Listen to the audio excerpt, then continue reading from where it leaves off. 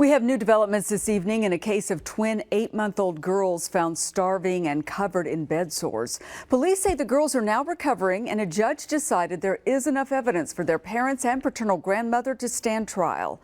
News on 6 reporter Katira Winfrey is on the story at the Tulsa County Courthouse. Katira?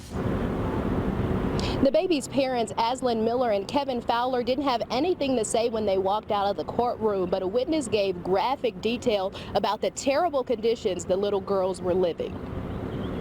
Ashlyn Miller and Kevin Fowler held hands as they walked toward the courtroom. His mother, Rita Fowler, followed close behind. Prosecutors say the girls lived in such terrible condition, investigators called it the worst case of child neglect they've ever seen.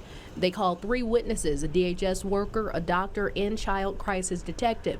Witnesses said the girls were literally starving to death, with skin hanging from their bones and severe diaper rash to the point where the skin was falling off. A doctor says that's likely from the children sleeping and being kept in a soiled playpen at least 14 hours a day. The twins only weighed 8 pounds each. A doctor testified that's half the size of the average child their age.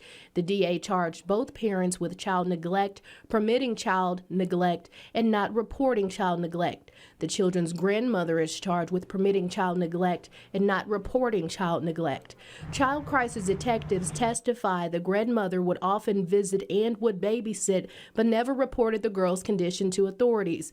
In addition to the children's condition, witnesses testified the home was filthy, saying there were maggots in the twins' play and sleep area, and there was cat feces on the floor and smeared on the walls. And the twins' maternal grandparents are also facing charges out of Rogers County, and a doctor testified that the twins are now thriving now that they've been placed in protective custody. Reporting on the scene on the story, live in Tulsa, Katira Winfrey, News on 6.